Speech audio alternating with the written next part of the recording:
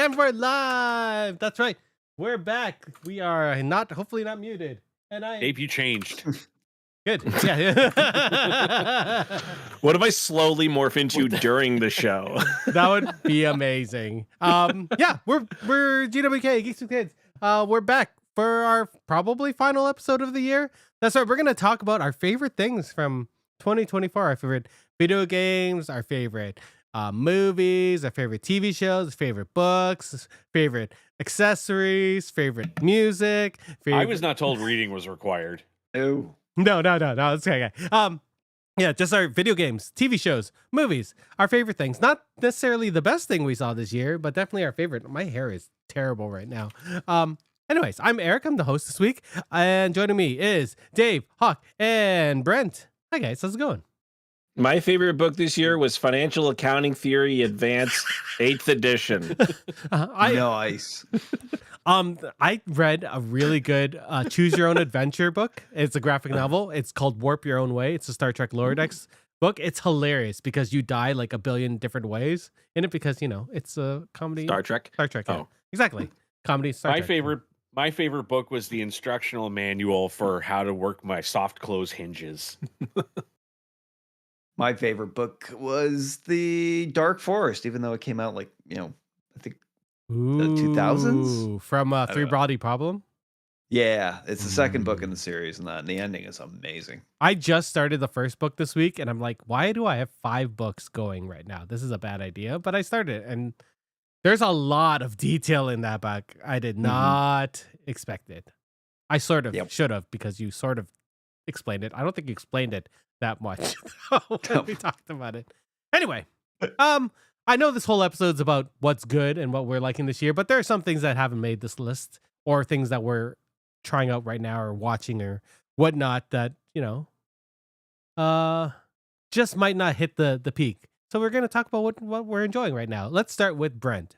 Brent, what's good? I don't have. I saved all of my enjoyment for today's episode. That's okay. We can move on if you want. I don't know. Because we're gonna. You know what? I'll say what my New Year's goal. I've made a streaming goal for myself that I have, as of last week, at 125 platinums on PlayStation. Oh, yeah. I have decided that by the end of 2025, I will be at 250 platinums. I will double that number in a year. I have currently only got one new one so far. Was it Astro? Was that the one you got? Astro is 125. I just got 126 on Shadow of the Colossus last week. Yeah. Currently working on Vampire Survivors, Nine Souls, Demon Souls, and a couple others right now. Damn, Demon Souls. Damn. Yeah. Oh, cool. All right, Dave. What's good? Little game I've been playing in between studying. Maybe you heard of it. Just launched in November. It's called Void Crew. I didn't know about this game until I saw you playing it, and I was like, what the fuck is this view game on Steam? So it's like, imagine, we all like 4 guys against evil, like Back 4 Blood, Left 4 Dead, Helldivers, right? It's 4 PvE. This game is that, but it's like FTL. Yes, that's what I thought it was. You get a spaceship, and you get up to 4 players. You can kind of play automated. You don't get a crew. You are the crew. That's why it's called Void Crew.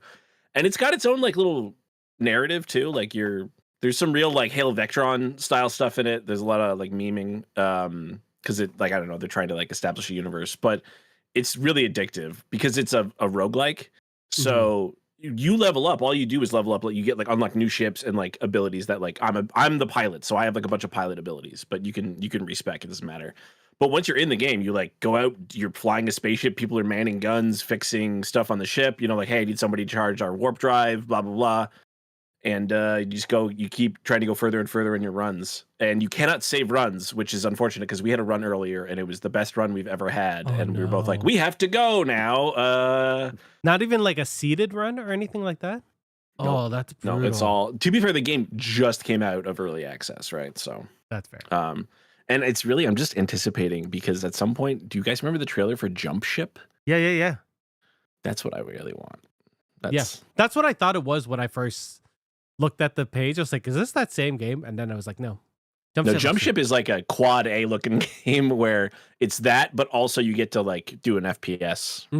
Mhm. Oh, What do I you can't do? wait. What do you do as pilot? Do you just steer through I asteroid pilot the fields? ship, man. I'm flying around Do you trying have not a to get hit goal? by Like, do you have to stuff. get to like a spaceport or something like that? So Or? every mission you jump to a new area, and within that area there's like, hey, so you pick the mission beforehand. So it might be like, go open a bunch of containers, which means blow them up. And the whole time you're getting attacked by enemy fighters. There's enemy, like, you're in essentially either a destroyer or a frigate, which are pretty small crafts, right? But you can fight up to an enemy cruiser. Anything after that, they're indestructible.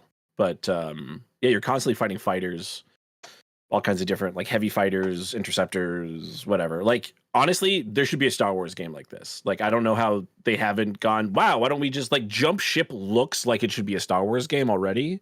So some developer should be like calling Disney and be like, we need to make this game ASAP. You're muted, Eric. I mean, the Disney games for Lucas, like the Star Wars games, have just been lacking in general. Like, they come up with one every like 4 years, and it's gonna be another Jedi game, right? Well, they had Outlaws. How this was year. Outlaws? Outlaws was it was fine. It was it was not special. Everyone seemed like super excited about it for the first like 3 hours they played it, and then suddenly it was like, I think I played no. it, most of it, on stream, and it was just like it was the same thing over and over again. It's an Ubisoft game, right? Yeah, but right. And then all of a sudden, it ended. yep. That was it. And you're like, oh. And apparently they're trying to fix that. I guess they're making the stealth not hard, which I didn't think was hard in the first place. It So wasn't that hard. No. so I don't know why people were bitching about that. That was the best part of the game, to be honest, was sneaking around and trying not People to get can't caught. have anything nice. I know. So I don't know how. I mean, no disrespect. I mean, Jedi Survivor, Fallen Order, those are great games. fantastic, yeah. Yep. But this one, like, the characters were neat, although sort of generic. But like, you collect your crew and then you just sort of forget about them. That's it. and then you do your final mission and it's done. And you're like, oh. That's very Ubisoft, isn't it? Because if you think of like a good game where you collect a crew, like KOTOR, like, there's so much interaction with those characters and there's so much writing, and that's why it's great. And you take them on missions, but in that game, you don't get to bring people with you. They just stay behind. They stay on your ship, yeah. And then you beat the game, and those people are gone, but there's sort of like dialogue that is sort of with those people, but in the ship. I don't know, Hawk, if you noticed that. Not really, dude. Like, I think I got a good week and a half out of the game and that. Yeah. But then when I realized, like, oh my god, I'm like on the final mission, and it's like I still have stuff that I haven't finished up yet. The contract system is a little kind of wonky, I guess. Yeah, I didn't mind the syndicate things, like making one happy and then the other one's angry, but I just ended up making all of them happy with me. So I was like, okay, I guess no one's gonna be mad at me. Yeah. Why would that shouldn't even be an option? You should have to pick. That's Yeah. That's where, but it's a lot of work, right? And it's a lot of go fetch missions and that. Go get this. Go find this. Yeah. Go bring that. Contract. go collect 100 feathers, right? Yeah. Yeah, pretty much. I had some fun when I was like kind of invading Imperial bases. Those bits were good. But yeah, after that, I ended up trading in the game for something else. There was when they talked about the High Republic stuff, that's when I got excited, and then they just sort of dropped that off, and I was like, oh. I like when they talk about the High Republic. Yeah, me too. Yeah. All right, Hawk, you're the last one, other than me. Yeah. So I don't know. This could be a kind of a controversial subject, but I've really been digging Dune Prophecy. Episode 4 just dropped last night. I'm loving the story. The acting's great. If you don't know, it's Emily Watson and Olivia Williams. They play sisters of the Harkonnen family. It takes place 10,000 years before the events of Paul Atreides and Dune. But I've really been digging the story. It gives you a lot of kind of perspective on the blood feud between the Harkonnens and the Atreides family. It's like what, like 3 or 4 generations after the Omnissiah, the Barbarian Jihad. Yeah. When they freed themselves from the AI rule, it's about 187 years after that. Well, that could be one generation. I know. In Dune. But it's got some good cameo, some good secondary actors. Mark Strong plays the Emperor. Um, the guy who played Ragnar in Vikings, Travis Fimmel. yeah, he plays Desmond Hart, who's this like mysterious stranger. Um, Mm. it really, like I said, it's a bit controversial because I don't know, like Dave, obviously, you're much more versed in the books and the I lore watched than the first 2 episodes, and I kind of want to go read some more books before finishing it because yeah. it is loosely based on, I think, It says 2 of the Sisterhood books. of Dune. Sisterhood of Dune, yeah. Yeah, So because if you read the original prequel trilogy, which starts with the Butlerian Jihad, I think but it's the trilogy of the Butlerian Jihad, which is them overthrowing the machines, and then it ends with the creation of the feud between the Harkonnens and the Atreides. yeah, That sets up like the 5 factions basically, which is like the I forget what they're called, but the people of Ix, who are like cloners. No, that's the Tleilaxu. The Ix are like the people who still do machines. right. It does the Sisterhood, because there's a guy named Iblis Ginjo who's like basically he's the one who like figures out how to do the voice, and that show still is fucking up the voice because the voice in the books is just like you're so good at psychology, you can just talk somebody into doing something Mhm. in one sentence or one word. Whereas they make it like a superpower, and it's like it's literally the whole point is it's not a superpower. It's you're at like just like if you could be the best at something, you're the best at psychology. That's what Yeah. the Sisterhood is. Plus, they're also ninjas. So because they do martial arts. So that's what the show is kind of about them. But there's like 5 different paths they could have gone, and it's really I'm glad they picked this one because it's so important. Because they're the one obviously who plant the seeds for Dune to happen, right? They Sure. literally plant the prophecy on Arrakis so that Paul and Jessica can use that, and it's if you don't have Yeah. that, then Paul and Jessica just die in the desert. So Yeah. Plus, Emily Watson's character, Valera Harkonnen, she takes over the Bloodline project and that from the previous Mother Superior, which is comes into play quite a bit. I need to watch the show. It's good. I had always wondered if Denis Villeneuve was involved with it. I don't think so. I think it's pretty much this is its own separate thing. There are some kind of like callbacks to his production on the 2 Dune films. So, but so far it's been doing a great job on its own. I thought it definitely borrows the style of his films, right? I thought that he was consulting on this, like not like a lot, but like they wanted to make it feel like one universe. Yeah, it does feel like that. In some aspects, it's going a little deeper. So we'll see. It's only episode 4, still 4 to go. Oh, 8? Okay, I wasn't sure if it was 10 or something. I think it's just 8. That seems to be the trend. Maybe now. we'll do a review of it. So is it going into the new year? Yeah, it should be. I mean, this is only episode 4. There's only about 3 weeks left in this so year. Weird. I wonder if HBO is like, if we put it at the end of 2024 into 2025, we can get 2 seasons out of it. Because Dune Part 2 was just denied its chance for its score can't get another Oscar nom because it's still too much of the original score from the first film. Yeah, they need what 60 or 70% new material for it to show up. I mean, so it's crazy that worked for Lord of the Rings because Lord of the Rings got all 3. Yeah, well, I'm pretty sure he created so much new music for each time. Like, right, he added another like main theme. Like, we all Dune's know the same. We all know. Oh man, you should have heard our conversation with me and Dave before this because we were talking about what might be the best year of movies, and I think we might have settled on 1999. We're gonna have to have a discussion about this maybe in the new year. It's a crazy. I'll get in on that. 1994 for me, 100%. Ooh, we'll talk about this after. Sorry, excuse me. What's good is Indiana Jones and the Great Circle. It's the new Indiana Jones game that just came out yesterday. Yeah, yesterday. Yeah. So I did not expect this game to be as good as it was, and I started playing it and I was like, fuck, this is a good game. You know when you played Insomniac Spider-Man and you're like, oh fuck, they're doing something new and good with this? That's what I'm feeling in Indiana Jones, but I'm not far enough in the game for me to be like, this is game of the year for me. But it is. That's good. That's really good news. My brother's been looking forward to that, and like we really have no idea what to expect. I had no hopes for it because Me neither. you haven't heard anything about the game really No. in the past few months. Like there's been nothing Can about I- it. I can I didn't s- even realize it came out till I saw people playing Can it I yesterday. spoil something for you guys? The tutorial is the opening of Raiders of the Lost Ark.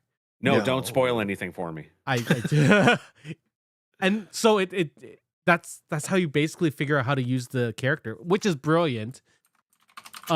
It's so good.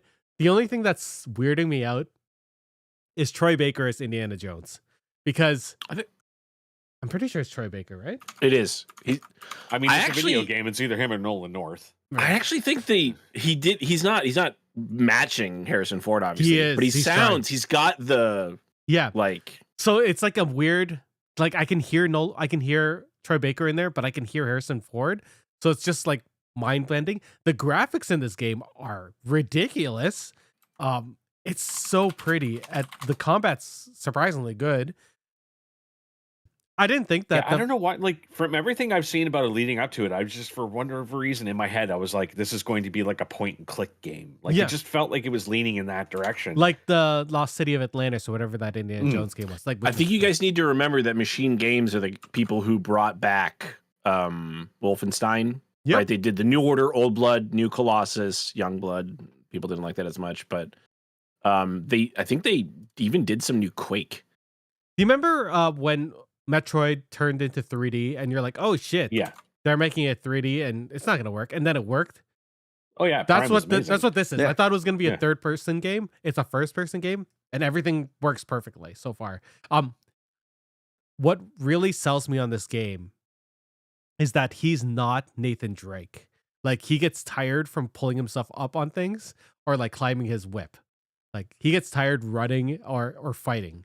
Like there's like an exhaustion. The needed. stamina bar. Stamina. right? Yeah. So I'm just like, this feels like Indiana Jones. It feels like Indiana Jones. That's the weirdest thing. It's so good. Hmm. So far. I'm gonna preface it by that. So far. And since I started talking about video games, let's start our best of 2024. We're gonna stay in that same order. We're gonna go Brent, Hawk, and then Dave, and then myself. And we're gonna start off with video games. So, Brent, what's your favorite video game of 2024? I should have had a little Yeah. thing where we could show the video, but I didn't do that. That's fine. That's all right. I'm bringing up the list of it so I get the names correct and stuff. When we for it, do but- this live, then we'll do that, Eric. We'll do our this is the dry practice run, right? we'll do our shout outs at the end of each round, so we don't like take forever. Or we'll do it at the end of, what do you think? End of each round or end of Each round. Sure. Then we don't have to talk a lot about them. Go, Yeah. Brent. What's your favorite game of 2024? There was a lot of good games this year. Like after last year, which was like just so saturated with one amazing game after another, just constant. This year didn't have as many releases that really grabbed me, but it had a lot of really strong ones. Like, I mean, starting off the year, Prince of Persia: The Lost Crown was an absolutely incredible game. Black Myth Wukong is, I think, going to top a lot of people's lists. I'm not going to be shocked if that wins Game of the Year unless Balatro meets it. Balatro. But I got to go back to my indie roots, and my absolute favorite game of the year is Nine Sols.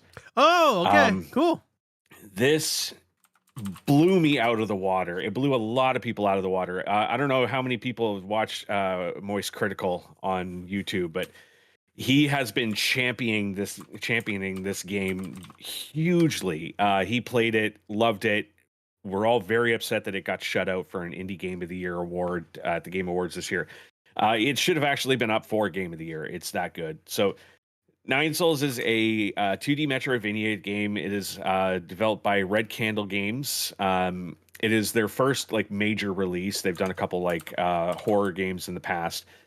But this is what they're calling a Dao Punk game, mix of Taoism and cyberpunk. And it is, for most people, the best way to describe it is Hollow Knight meets Sekiro.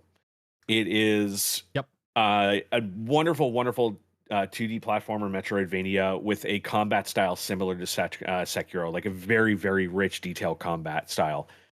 So the story follows Yi. You are a anthropomorphic cat-like creature who is left for dead after fighting an unknown enemy.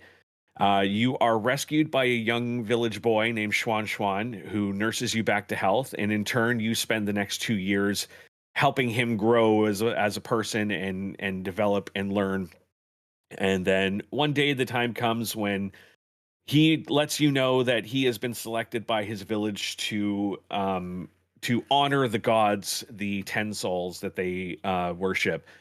And in honoring them means sacrificing his life. And as he's about to, Yi steps in, saves him, and reveals that he is actually one of the 10 souls that has been left for dead by the remaining 9 and is now out seeking vengeance. Ooh. So at this point, you then step up and have to target and take out all of your enemies while trying to save the people of the village. It's very simple in that sense, but this has an incredibly rich story to it. Like, if you are someone who really craves deep stories in games, this is a game for you. There is so much lore to it. There is so much that goes on, like so much to the point where I'm replaying the game now and I'm having to skip through a lot of it because it's a lot. But yeah, if you're in for story, this is a game for you. If you want amazing action platforming, this is a game. Very, like I said, very rich combat system. This game is not for timid, though. It is a very, very hard game. The final boss of this game, I still have not beaten. It is probably the hardest boss I've ever fought in any game ever. But it's every single one of them. It's so well designed. Each of the boss fights, they all feel like a dance when you're in them. Like, it's all about learning patterns and rhythms. This is a game that wants you to really envelop yourself in the combat and learn the styles of it, and you're rewarded for learning it and studying and doing well at it. It has a system called the talisman system where they encourage you to learn the parrying in this game. And this is the first game. I bitch about parrying in video games so much because I feel like it's been overused.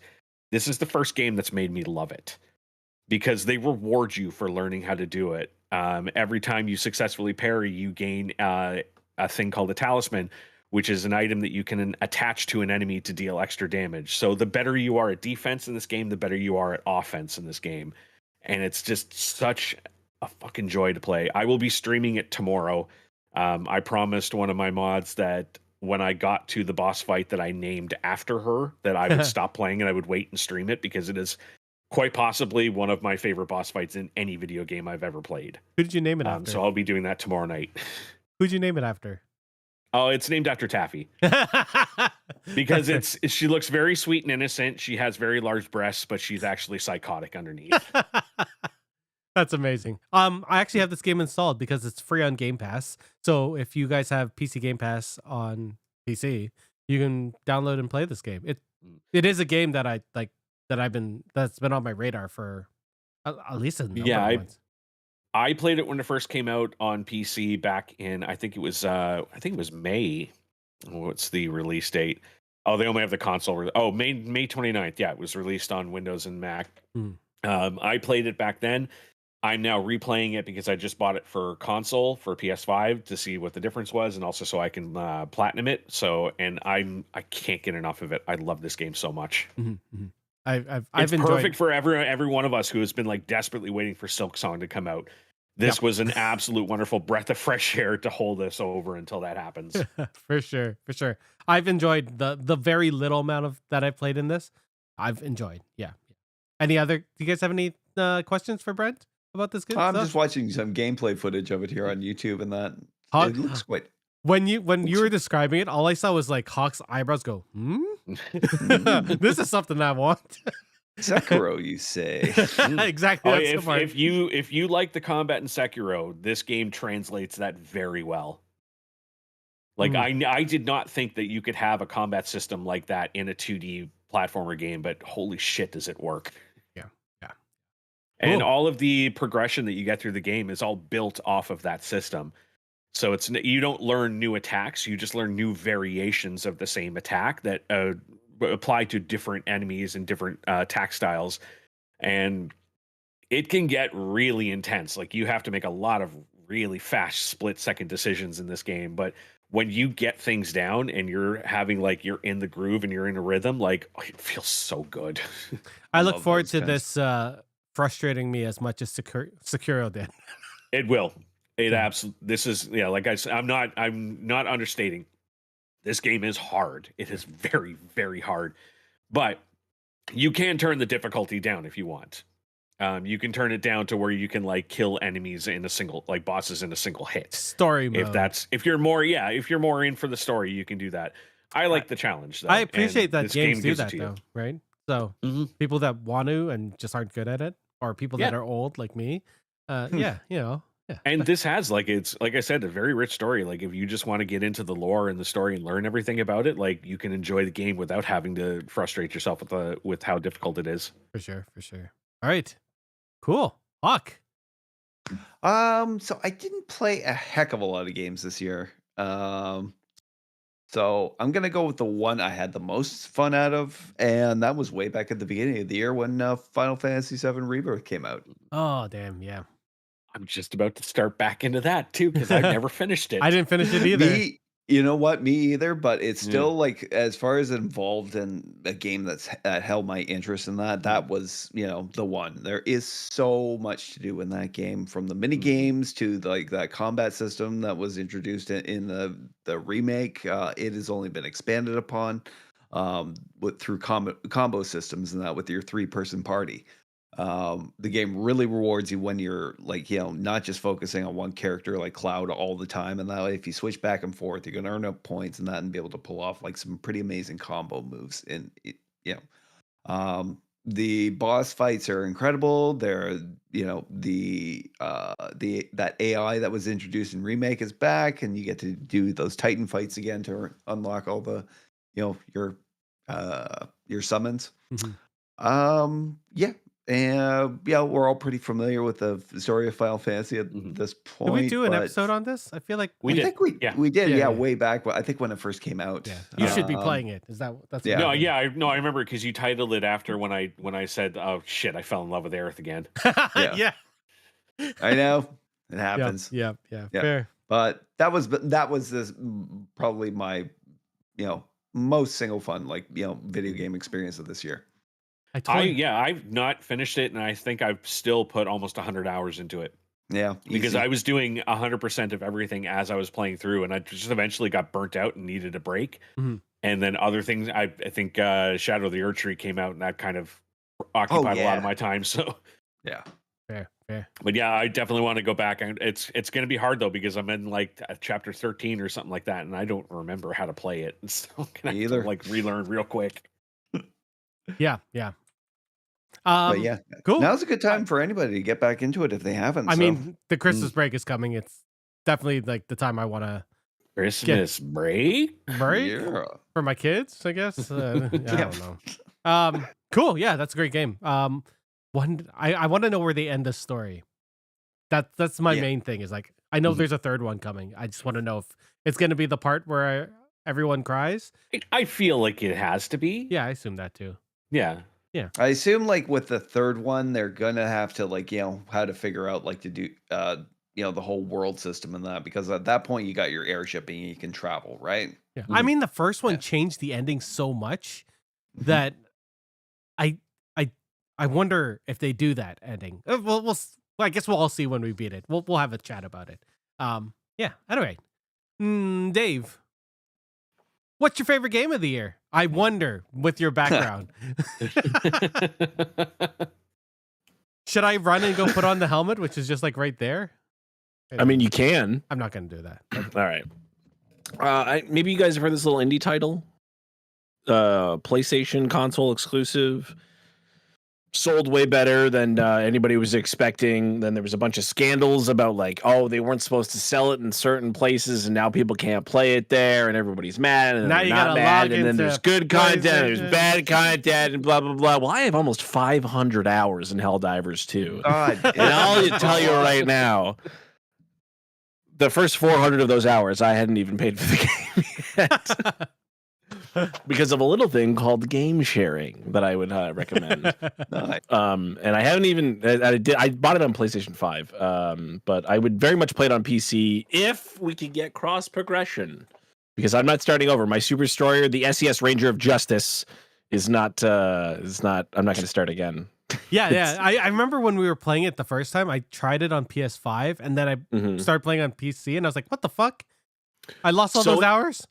it definitely looks better on PC if you're not playing on a PS5 Pro. It is PS5 Pro enhanced. The game is in the best state it's been in. It's super stable. Like, not that it really had it had some crashing issues at one time. Just But at the beginning, from what I yeah, remember. well, at the beginning, it was mostly like you kind of just couldn't play with your friend. Like, it was hard to get in because they didn't expect so many people to be playing it. But looks great. Everything works properly. All the weapons are super balanced, so you can play whatever you want.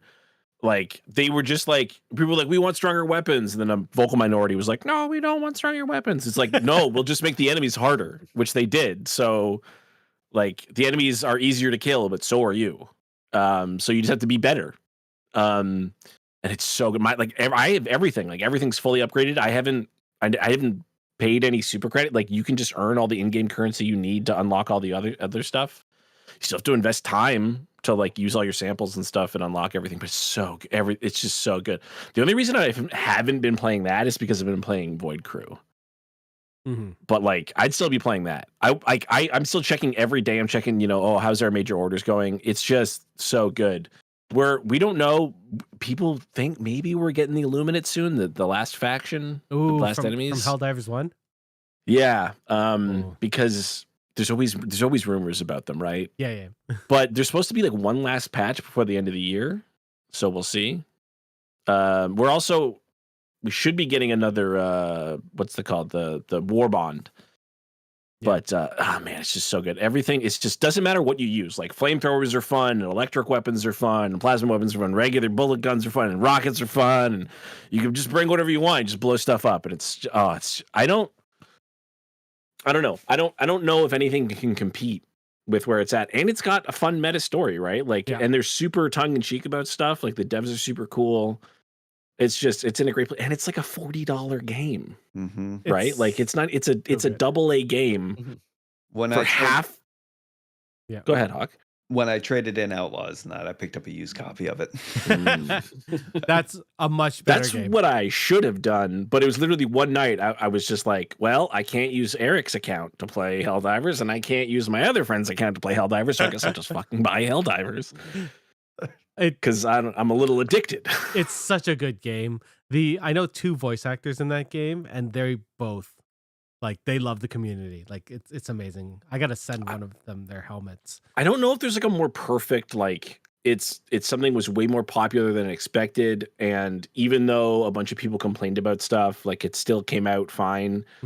It's not like the game was like bad at launch. It's just they weren't ready for that many players, and so they asked the community. They said, should we focus on fixing stuff, or should we focus on the content you want? And they went, well, you should probably fix stuff. So they did. And then, of course, a bunch of people went, there's not enough content. It's like, it doesn't matter. Like, I could start that game over. I still use the original loadout you can get in that game. Like, the first rifle you get is still good. Yep. And they gave us that sweet bolt action rifle that lets you melee stuff. Like, 4 of us were just, as soon as that, it was, what is it? Liberty Day is October 26th. So we all got bolt action rifles. We're all charging automatons with fucking bayonets. Yeah. Right? They made a real, like, there's a Super Earth national anthem, and there's, like, music, but they made a music video with lyrics. Yeah. So you can now sing the national anthem. Like, it's all, it's obviously inspired by Starship Troopers. Did we even, we talked about this a bunch already. We did a review. We did a whole, we did a review on Helldivers, yeah. Go watch that. The game's even better than it was then. We did an episode with Bob. Bob was on that episode. Oh, yeah, Bob Q, yeah. That was a good episode. There's so many people. That's one of my favorite things about it, because I jump on Helldivers, and there's just like, there's always people I can call in, or the community is so good you just go play with randoms. Every time you send out the call on Discord, I'm just like, oh, I'm so tired. I wish I could. I got to jump back into that game. I love. There's not even I can't. So Discord, you can only have 10 people in a private message. I know more than 10 people who play Helldivers. Is the problem. Hawk, have you played much of Helldivers 2? Yeah, I started on it like when I got it, whenever Outlaws came on, I traded that October in. I got Helldivers and that. Yeah, so I spent like at least a week or 2 in that. Unfortunately, like with my household and that, like Call of Duty Black Ops came out. Your brother would love that game.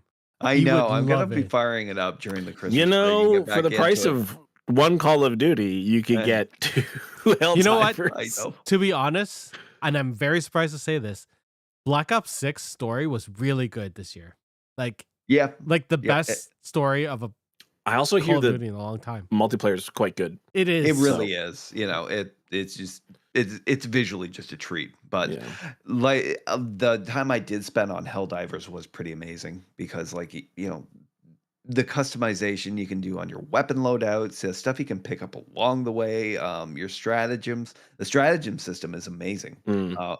And like consider like where they came from with the with the last game. They went from a top down, really fun shooter in that to a third person shooter. I feel like we did a review that of feels Helldivers, like the original Helldivers. That too. feels it feels so Oh. naturally progressive. You could do these campaigns, and you're right. My brother would get into this. He was really into that, like Call of Duty Zombies Mhm. from Modern Warfare, and that he loves the element of the RPG element, collecting stuff, going on these missions. So like, So it's interesting because Helldivers went from isometric, right, to third person, mhm. and it's the 4 guys against evil, right? It's just like Deep Rock Galactic. The new Deep Rock Galactic game is not. It's not in Deep Rock Galactic. It's called something else, It's Synth Core or whatever. Survivor. Survivor, yeah. No. There's not. It's not a Deep Rock game. It's made by the guys who made Deep Rock, but it's a isometric 4-player co-op shooter that's roguelike. What? Called Dark Core or something like that. I don't know. Eric will find it, but they're swapping. Apparently, they're like, oh, you know what? We like Helldivers. We'll make, and there's supposed to be Helldivers is supposed to be talking about a lot of crossovers. I'm sure we'll see them in Fortnite or something at some point, right? Obviously, they were in Astrobot, but we're supposed to get stuff in Helldivers at some point. So I'm really hoping we can get some Space Dwarves from DRG in. I would love to see a crossover with like Payday, because again, these are same kinds of games, right? 4-player co-op. Dark Swarm. Dark Swarm, that's it, yeah. So, but they're not dwarves in that. They seem to just be humans, but it's the same aesthetic as DRG. So I'm hoping it's somehow related. That got announced a couple of weeks ago. That's just my genre, man. Just 4-player. It looks really let's good. fight. This game Yeah. looks good. Fuck. Well, I mean, I can tell. I remember how much you were into Back 4 Blood when that came out. So We played God, I a love lot of Blood. Back 4 Blood. Back 4 Which Blood. I've heard might be getting a that sequel. I heard yeah, that too. I've heard it's been working on right now, and it's I don't think it's far off. Did you guys watch the Half-Life 2 documentary that they released like a month ago to celebrate its 20th anniversary? 20th? Feel old? Yeah, I feel really old. Still haven't played Half-Life 2. Oh. Haven't played Half-Life 1. What? Okay, well. Okay. Too busy playing Quake. That's fair. 9 Inch Nails for the win. There. Any other final thoughts on Helldivers? We did a full episode on that. We can talk.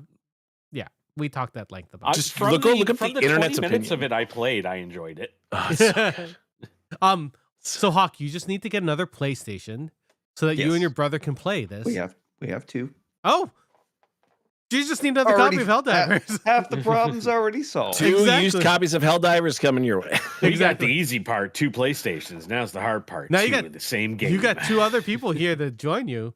I'm so surprised that there's used copies of Helldivers out there, but I guess there's used There copies of always everything. Yeah, Yeah. exactly. Some people just click with it, some people don't. Oh But my like, God. it's deep. It Fuck. is a deep game. It's been so long since I've bought a game on disc other than Final Fantasy 16 because I bought the collector's edition. Yes, so I'm I like, did. what game would I buy on disc?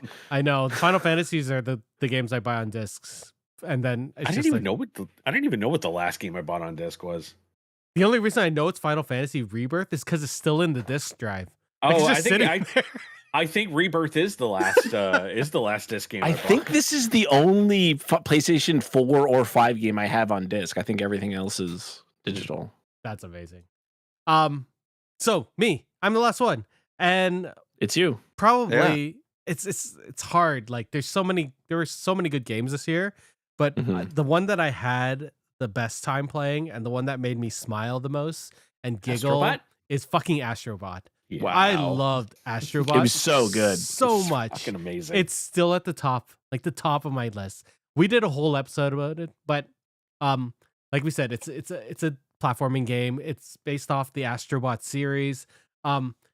It's a giant love letter to all of us PlayStation gamers, and like they kept on like they added stuff after it was done. Like they added the I speed haven't. mode, I just saw that was added, and I completely forgot they were doing that. I have the not time tried that yet. trials, and all of the Yeah. new levels, and it makes me want to go back. But Mm. I gotta review a bunch of other games still. Yeah, that game is phenomenal. The soundtrack is infectious. The characters are so fucking cute and so good.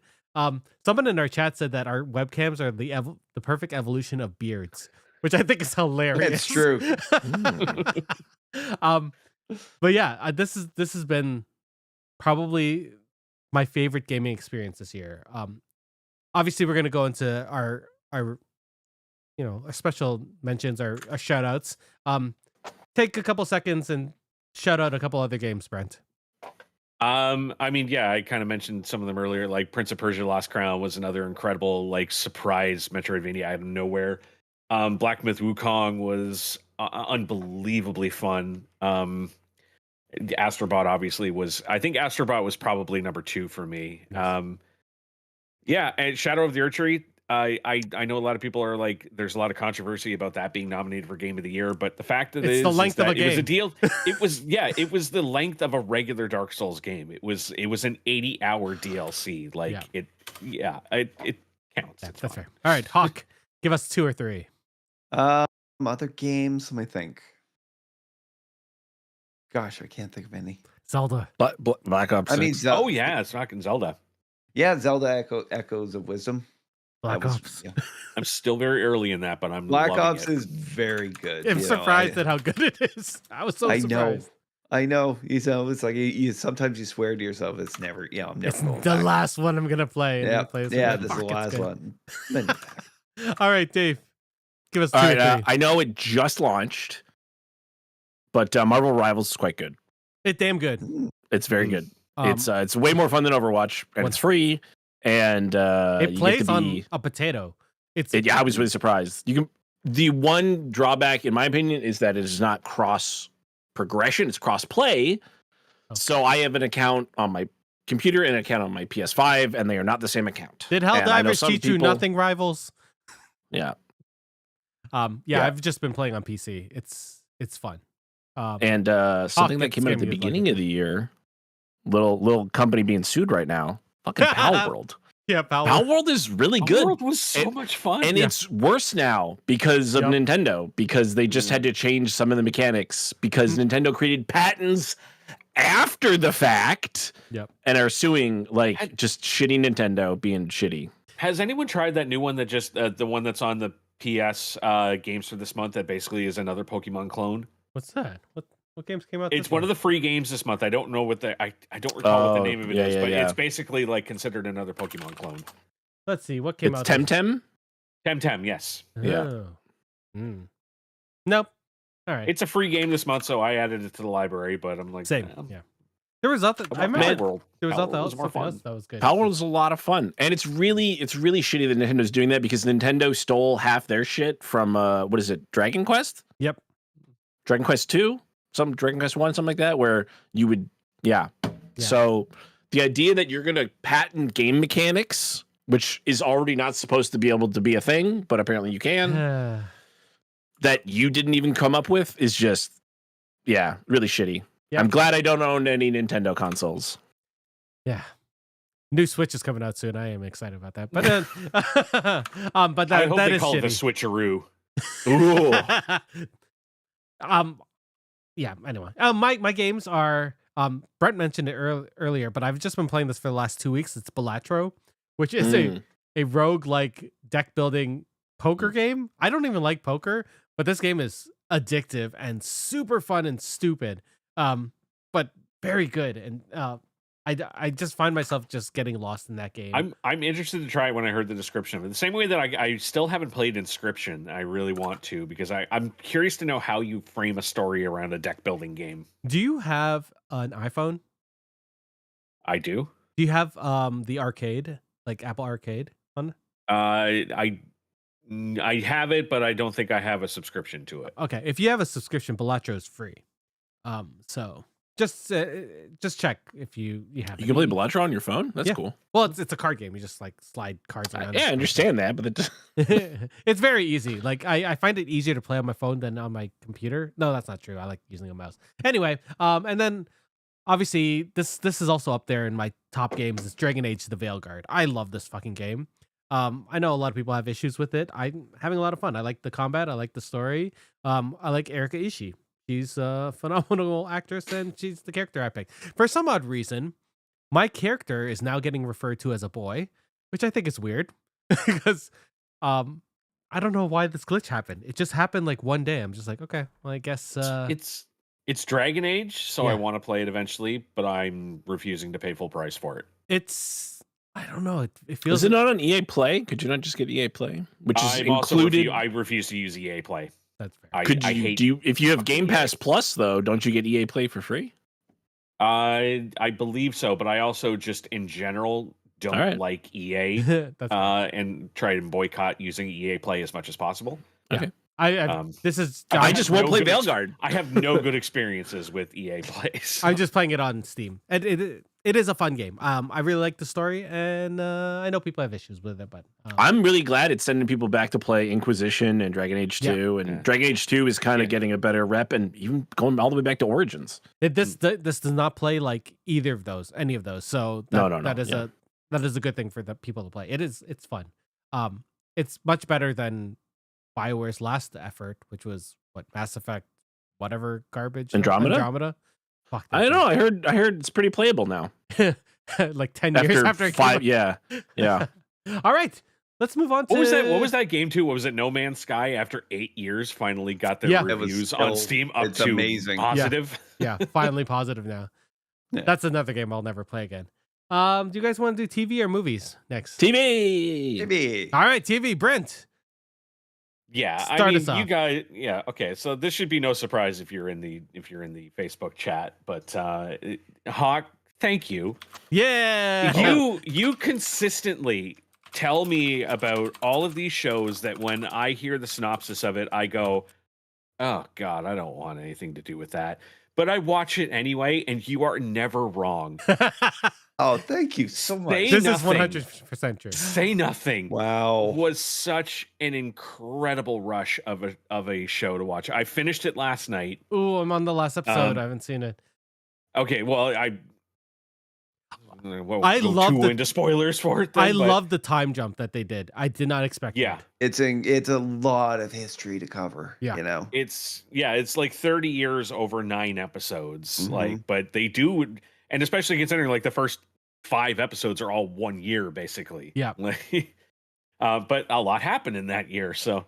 Oh, But yeah, such for anyone who doesn't know, Say Nothing is the story of Dolores Price, who was a member of the Irish Republican Army during the height of the time known as the Troubles. She was involved in a lot of bad shit. Most notably covered in the show was the Old Bailey bombing, as well as the scandal known as the Disappearing, Ugh, which she God. was very directly involved in. And most notably of that, the show follows very heavily the story of the disappearance of widow and mother of 10, Jean McConville. And the entire story is told from the perspective of Dolores Price as she is retelling the story to a reporter for the Boston. Is it the Boston Globe or is it the No, Boston, no, College? it's Boston College? University. It was Boston, Boston Univer- University. Thank you. Yeah. They were Yeah. private tapes that were only meant to be released after the death of the interviewee, but they Mhm. were a way for the soldiers of the IRA and that who Yeah. felt voiceless after the Declaration of Peace back in the 90s. Felt, but it offered them an outlet for it. But they were very angry, and yeah, for a lot of them, and that they just their lives never Show's so never good. It's got over. it's so incredible to watch the progression of her character in just the first episode, from being so adamant about, I want to show that peaceful protest is the way to go, that violence is not the answer. And then that incident during the Peace March, which I won't go into too much detail if you haven't seen it, but holy shit, that is a riveting sequence. I mean, Like, not just Dolores, but also her sister. Yeah. Her sister, like her story is incredible. and like Mhm. just the change that happens because of that I protest is. Yeah, you wait till you watch the last episode. Well, I think I'm almost done the last episode. Mar becomes a big part of the last episode. Okay, fair. Yeah. Yeah. But yeah, what I love the most about the show is this is the first show where like I've always, like I mean the idea of proper editing and pacing is very important to a show. This was the first show that really made that clear to me. This show cuts all of the fluff out. Like it is just boom, boom, boom, boom, boom, grabbing you by the throat the entire time you're watching it. There is no excess, there is no slowing down, this show does not give you time to catch your breath. It is just one huge moment after the next for the first, like, it wasn't until I think the 7th episode where I finally was like, oh, okay, it's slowing down a bit. You can breathe now. Like, Sure, but yeah, the tensions took on different forms by that Yeah. point, right? the whole sequence with Joe and later with Beaky and Seamus, like that was Beaky. like, even though like I was someone who was sitting there like researching everything that was happening as I'm watching the show so I can learn, and so I know the outcome of everything. It didn't matter. I'm still like watching those sequences like just heart in my throat. Riveting. Like it's unbelievably shot. It's unbelievably put together. Like it's such an amazing show. So I just tell realized you- I only have 9 minutes left of the last episode. So I pretty You much have still seen. haven't- yeah, there's still a big moment. Oh, yeah. coming. Yeah. God, The biggest thing is probably the last 2 minutes of God the damn episode. it. Okay, fair, Yes. fair. May I tell a personal story? Do it, yeah, for sure. Oh, is One this of a them story that- I know? No, I don't Oh. think I've told Were anybody. you married this. to her too? Are you Stephen Ray? No. I was surprised to see him on the show. I did not expect that, or at least Imagine we all just said no in unison. Like, you may not, Hawk. One of the men involved in the kidnapping and eventual murder of Jean McConville, and that was a man named Ivor Bell. And my family knew Ivor Bell. In fact, my mom beat the shit out of Ivor Bell when they were kids. That's Did you call into the number at the end of the last episode? I did not know. that's But amazing. remember, It was a they story clearly she- said at the end they still don't know where some of those people are. It was a story she told me a lot when, growing up and that, and for some reason, later on in life, I kind of realized, mom was, a good storyteller and that some of her stories never always made sense and that one I was always a little suspicious of and that. But it wasn't until I took my trip to Ireland this year and I got to ask her oldest sister, Margaret, about it and that. And I said, I thought mom kind of made up the details about it. And she looked me dead in the eye and said, no, she actually did that. Oh man. Apparently Ivor pushed her sister Mary off of the bike. They only had the one bike when they were growing up. He tried to take it. Mary was the one with the weak ankles, and she was, Anyways, apparently mom beat the shit out of him and threw him into a ditch. That's amazing. Hawk is 2 degrees of separation from Jerry Adams. Oh my god, that's so crazy. Who has always denied that he's been a part of the IRA? Yeah. I love that at the end of every episode that they. And I love have too, that. like as the Gene McConville story starts coming more prevalent, they have to change it too. And he also says he has nothing to do with that. Yeah. There's Yeah, an it does. additional tag at the end of the last episode Oh that they my add to God. that as well. So, but you'll get to that. The actors playing both the younger and older ones, they look so similar and they act like perfectly in Mhm. sync. It's so crazy That- how well cast that show is. Just in the performance, like I did not think the prison episode was going to be as riveting as it was. Oh my god. Like I think that Terrifying. might have been the best episode of the entire thing. Like the performances that those two give during that hunger strike is unbelievable. I know that was such, Oh. and it was weird because, like, the few years after that, Bobby Sands did the same thing, and I think it was the controversy over the force feeding program Mhm. that was keeping them alive for all those years, and that was too much for like the British public and the British Yeah. government to endure, which resulted in Bobby Sands dying in prison after 30 days of a hunger strike and that because they weren't Yeah. willing to try the same thing again, Yeah. and then especially it being under the Thatcher government. My God. Yeah. Like it's crazy how good these main actors were, but the secondary characters were so good as well. Like the ones that you just see and then they go away. Like there were nurses during the hospitals Yeah. that were just so well acted. And like that doctor was so so empathetic, and like. Oh, you remember when the one day he wasn't there Yeah. in that, and the one nurse in that? Yeah, that nurse in particular was so good. Anyway, Dave, you got to watch the show. It's so good. Hopefully I'll get around to it. It's a pretty quick watch. It's only 9 episodes. It's a limited series, so and it's a fast watch too. Like I don't think there was a single episode that felt like it was longer than 10 minutes. No, they were all quite compelling and good. Whew, that was a good pick. That was a good pick, Brent. I know in our chat you're like, I wonder if everyone's gonna fight about this. I was like, I want to have it. It's up there. Here's the thing. I'm pretty sure I know 2 of the other shows that are going to get mentioned today as favorite shows. Probably. But I just thought I was like recency bias. I felt like Say Nothing would be high on people's lists. It's very high. Yeah. All right. The purveyor of that show, Hawk, you get to go next. Wow, that was actually going to be my pick, and so I guess I'm going to have to go for my secondary choice. I will choose The Old Man. Season 2. I haven't seen it all yet. Oh, I know. God. I'm not going to spoil anything for anybody. This is in the that, but third episode of Geeks with Kids where Hawk has talked about The Old Man. I know, but It's season so 2 good. came out. I didn't know it was going to happen. You know, it just dropped. I know. All 8 episodes are out now. I hope it's getting a season 3 because it was definitely geared up towards the end. Now I Like, get another Hawk recommended show to watch. I still haven't gone through all of Yellow Jackets yet. Hawk recommended Outer Range, and I started watching it, and they canceled it as I finished the second season. And I was like, no. It's so good, too. It's tough to nail down certain actors and that for those projects, especially when the viewership isn't there, and with that, John, what's his face? This one I really hope gets a second season. This could be difficult. Jeff Bridges is a busy guy. I don't know if he's going to be making an appearance in Tron Ares. He or is. not. He's a main character. Oh, okay, cool. I haven't really checked out too much about it. Let's not. That's not. But for those who don't know, this is the story of Dan Chase. So season 1 began with him on the run as agents from the CIA and the FBI were in hot pursuit of him after so many years of him being in hiding.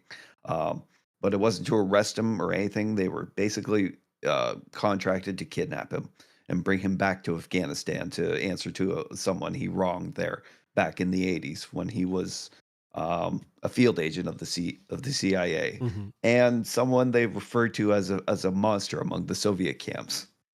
It's so good when they refer to him because he's like the boogeyman. He's like John Wick.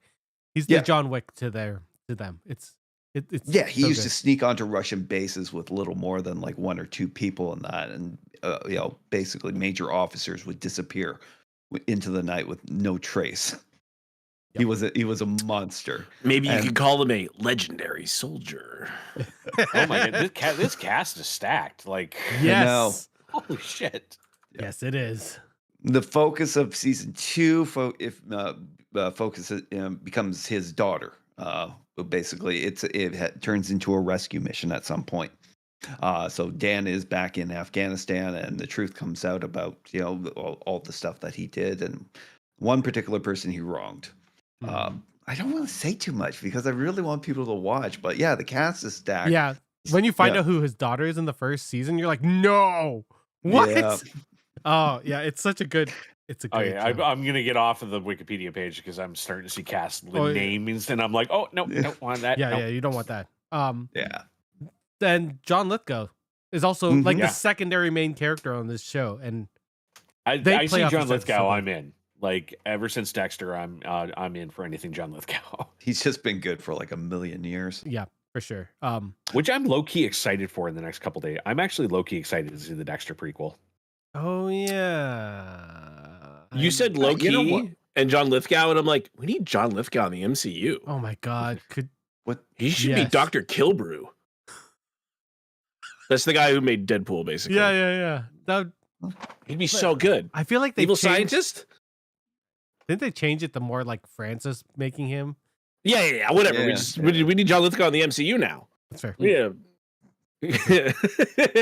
I'm Doctor Doom. I mean, he would be great.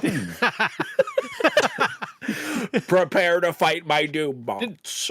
Did anyone ever watch? What was that show that he was in? It was the It was like a comedy show. Third It was, Rock from the Sun. Yeah. no. It was one. It was from a couple years ago where he played like a guy who was convicted or like accused of killing his wife, and it was a comedy mockumentary. Oh my god! No? Wow, that sounds really? It was amazing. I completely forget the name of the show. It was all about this small town lawyer who takes on his case, and it was really really good. He John always Lithgow. does such weird roles, man. What Even did- back in the 80s. Remember the Adventures of Buckaroo Banzai? Mhm. Yes. Yeah. I just But watched that people- again a little while ago. I'm looking it up really quick to see where's his. John Lithgow. The Rule of Jenny Penn. That's not. He was in Conclave. That movie I was gonna watch too. Killers of the Flower Moon. This is our traditional break to see what Break. John Lithgow's been in. Yeah, I can't. Where's his? I don't know. We'll have to figure it out.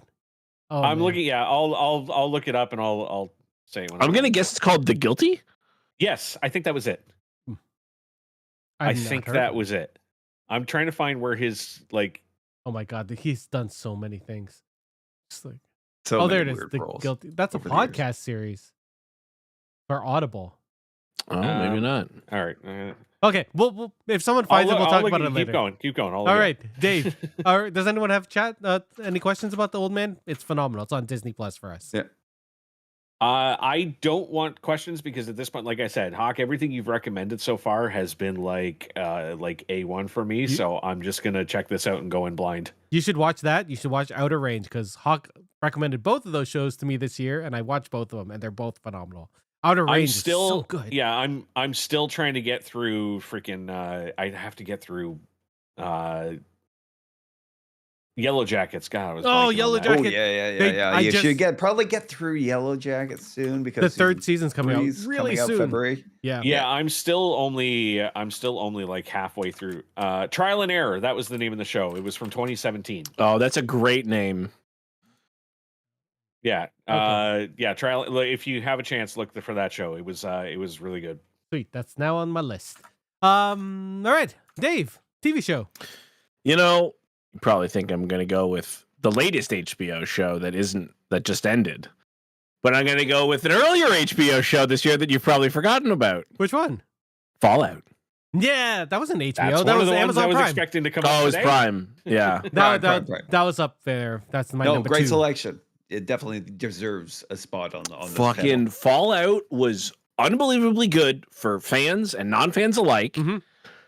Great cast, Yep. great show, funny, serious, action, drama, everything. It's perfect. I couldn't believe it. Obviously, it's basically the people behind Westworld, right? Jonathan Nolan and his Mhm. crew. Mhm. So good. Walton Goggins, amazing. Ella Purnell, amazing, right? Kyle MacLachlan Perfect. is amazing in everything he's in, right? Yep. Oh, yeah, it was so good. Oh, I've actually been meaning to rewatch it because they just I- started filming season 2. Yeah, with Macaulay I'm not Culkin. Yeah, I'm not like I've never really been a big Fallout fan like of the game series and that, and I still have yet to finish the season. But everything I've watched so far, like I've absolutely loved. The ending is such a good tease for Mm. fans of the game because they just tease one of the best Fallout games ever. And it's New I think Vegas? it's remarkable because as I've said many times, I don't like Fallout 3. I don't like Fallout 4. I kind of don't like New Vegas. I like Fallout 1 and 2. Mhm. And I like Brotherhood of Steel and stuff. Brotherhood And this show got to incorporate a little bit of all that stuff. It didn't just like shit on previous. No, like it like I can't say actually because it's in the last 2 episodes. But we're like, why is the Fallout 1 and 2 stuff? Like, Is there? what about all that important development for like 200 years before Fallout 3? Where blah blah blah. And I'm like, what the? And then they explain. You're like, very well done. Okay, yeah, just perfect show. I cannot Loved it. wait to see Macaulay Culkin as a mad genius. That's what they've labeled him. The Oh, mad yeah? genius. Oh man, that's What cool. I like, Ooh. yeah, Macaulay Culkin already kind of looks like he's been hit with radiation. So like, I think, he I should be think it was perfect for called the show. heroin that did that. Yeah. Yeah. Yeah. He's Yeah. calmed down now that he has a kid. His it's his partner, I guess. Like it's Right. like Robert Downey Jr. How his wife got him cleaned up and like put, What was that? you know, like the love of a good Park woman or fixes a man, Yeah. right? Like Oh man. Mine is not Yeah. going to be a surprise to anyone either. Because we talked. Well, there's one show that I'm shocked nobody has picked. Because yet, we talked about it earlier this year, and it's Shogun. Yeah, there it is. The best I knew Shogun and I knew Fallout would be brought up tonight. I mean, that show also another perfect show. Perfect show. Mm-hmm. Perfectly casted. The pacing's amazing. Yep. Acting perfect. Everything looks amazing. It doesn't look like British Columbia, even though it is. Just that was the project that the Hiroyuki Sanada wanted to do all his life.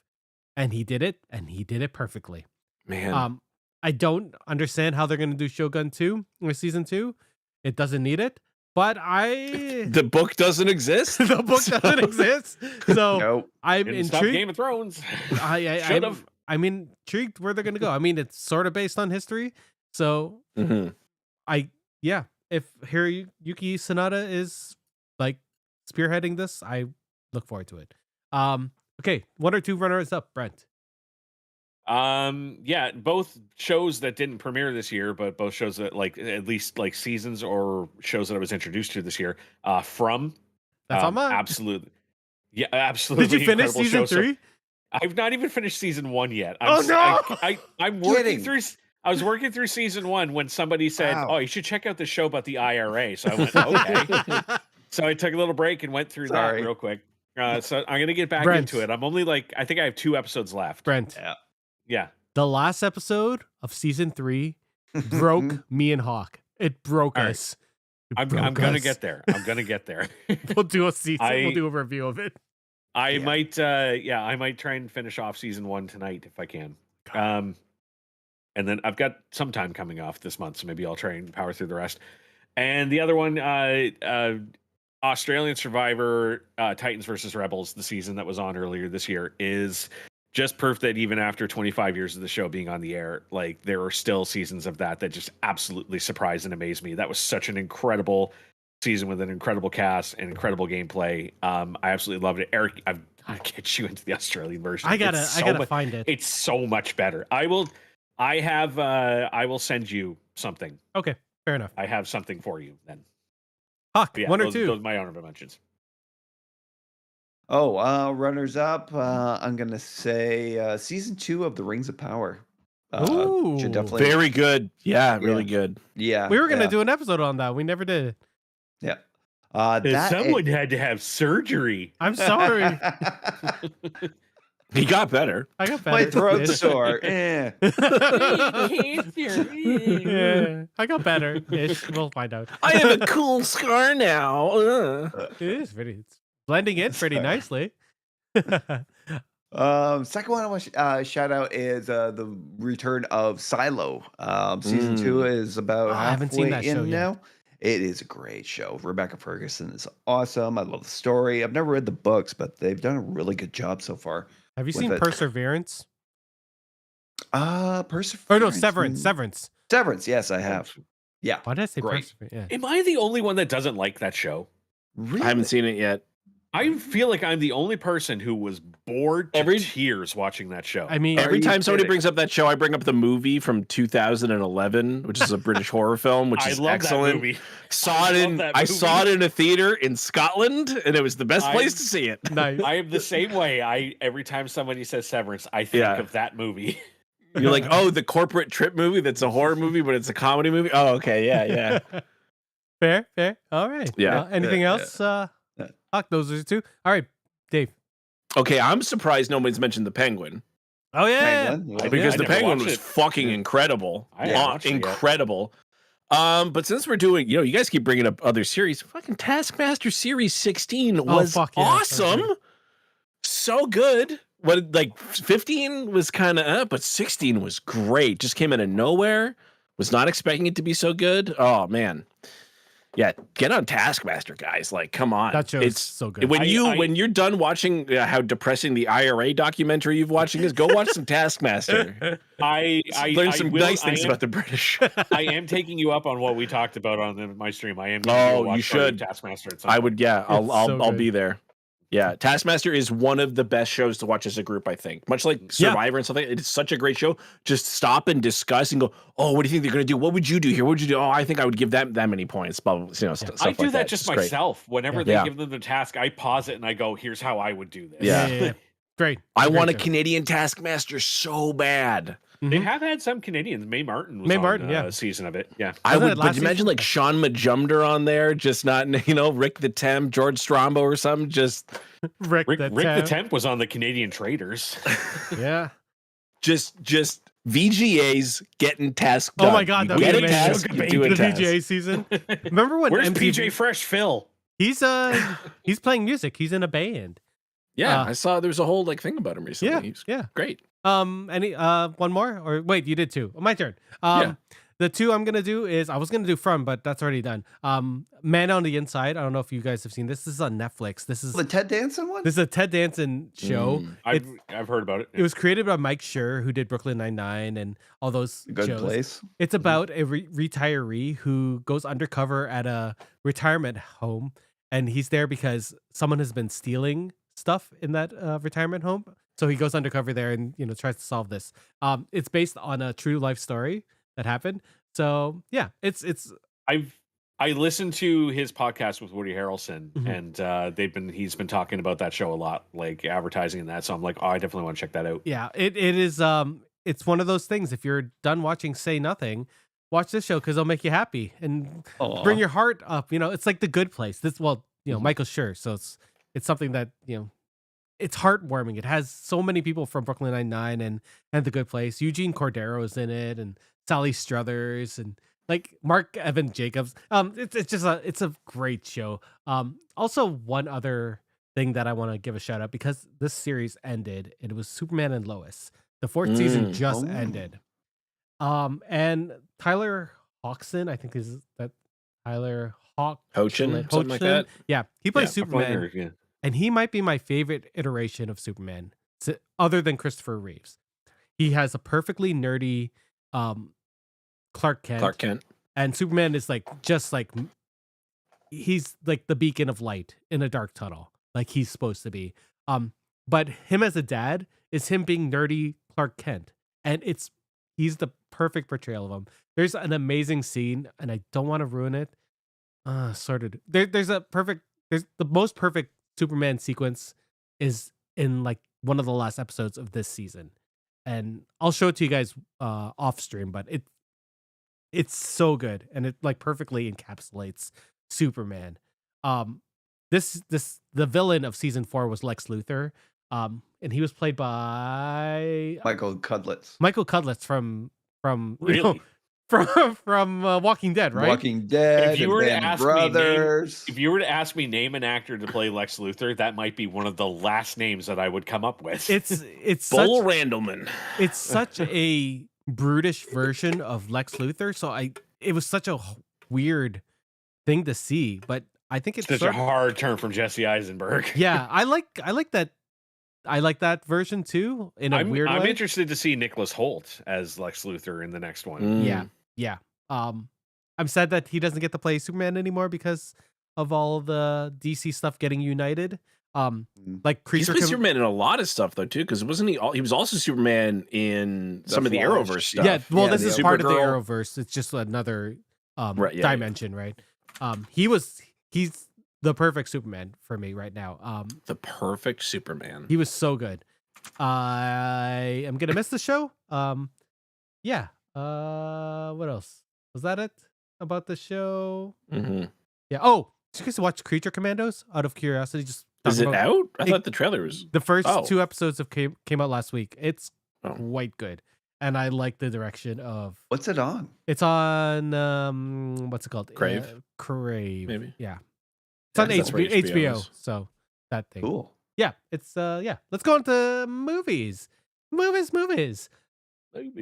Best of 2024. Brent, or at least what's your favorite of 2024? I gotta say 2024, phenomenal year for horror movies. Absolutely incredible year for horror movies. Yeah. And pretty much almost all of my top for this year are horror movies. If you say long legs, I'm leaving the podcast.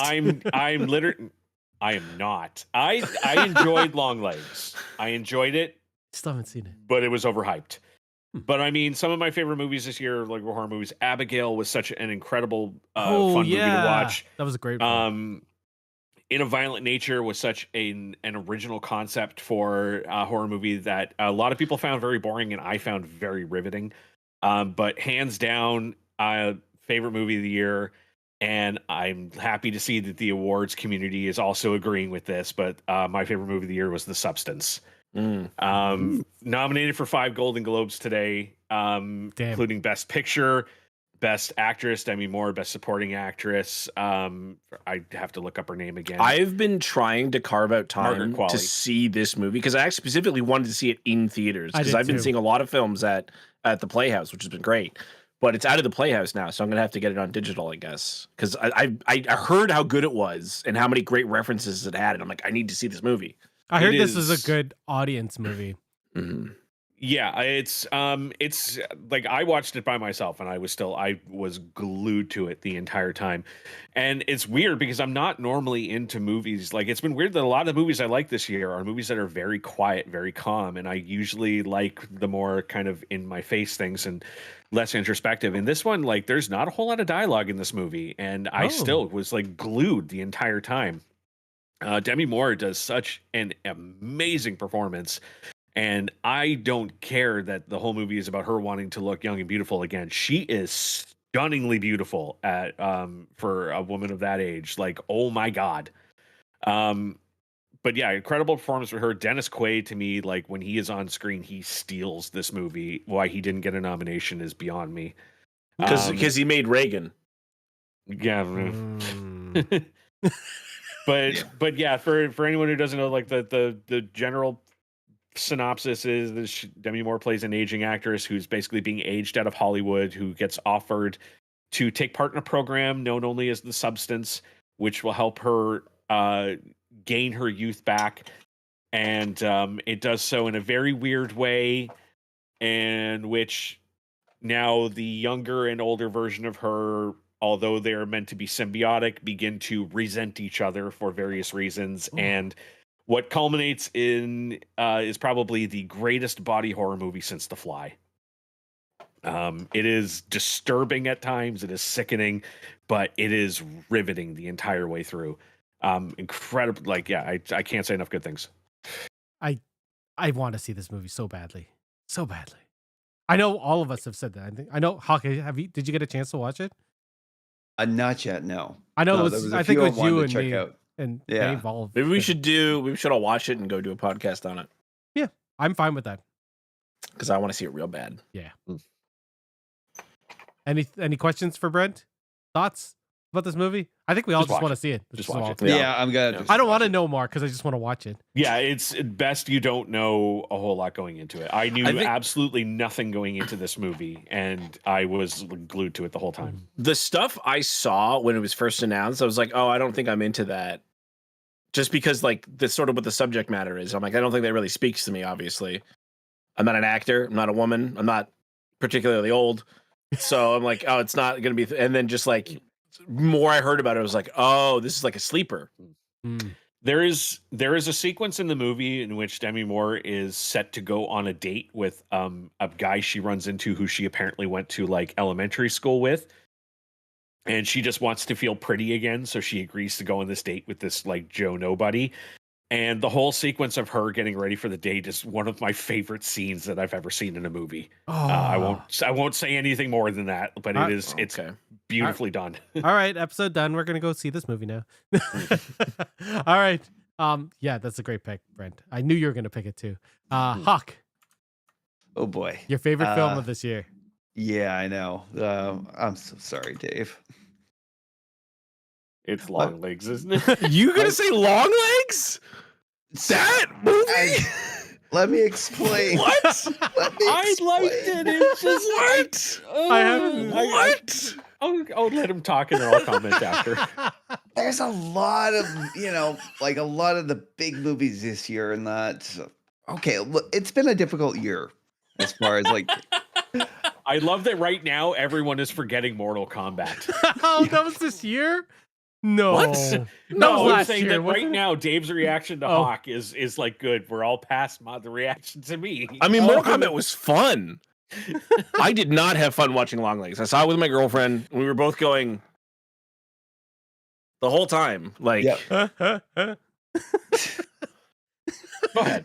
For me, it's this wonder. It's a great throwback about what you can do with simple film and simple sound editing. You know, as long as you kind of have your set pieces in place, your actors, everything on that. He maintains a creepiness throughout the entire film. He's very fantastic in it. it's very creepy. Yeah. Yeah. It's unrelenting. And something about that it appealed to me in light of like a lot of horror films these days. You know, it's like because there's always got to be like special effects, a lot of CG, something that kind of takes you out of it. And that this movie is you are locked in throughout the entire thing. I think it's just based on like camera angles, sound design alone. They use so many tropes and then don't execute on them. So many times you're like, oh, here comes the jump scare, and then it never. And then you're like, oh, well then it'll be here. Yeah.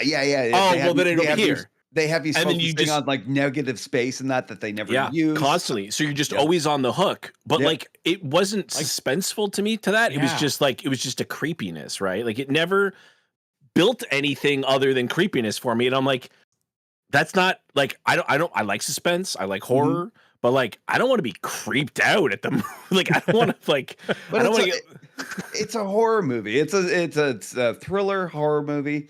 You know, obviously, I know a lot of people got pissed off with when it kind of takes the turn from like serial killer film into like yeah. That was I think that was a big part of that. Yeah. I haven't seen this film. Although I do remember there was one part and like when they go into that house. And then my girlfriend gasped so loud because she was not obviously you're not meant to expect what happens there. No. Oh my god, it was. I have a question. Yes, Eric? Yes. What is this movie about? Basically, it is about a serial creepier killer. Silence of the Lambs. It's about a serial killer named Longlegs who has been basically at the center of a series of murders that span like a couple decades at that point.